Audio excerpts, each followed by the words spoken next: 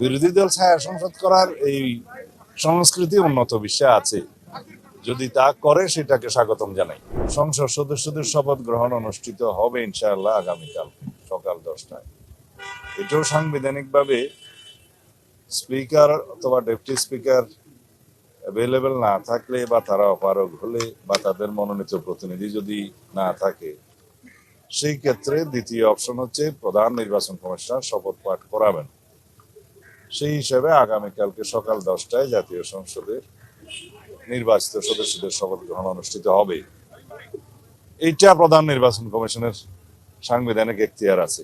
এর বাইরে কি বললেন, সংবিধান সংস্কার পরিষদ, এটা যদি কনস্টিটিউশনে ধারণ করা হয়, সেই মর্মে অ্যামেন্ডমেন্ট হয় এবং সেই শপথ পরিচালনার জন্য সংবিধানের তৃতীয় তফসিলে ফরম হয়, কে শপথ পাঠ করাবেন সেটা নির্ধারিত হয়, এতগুলো হয়ের পরে তারপরে হলে হতে পারে।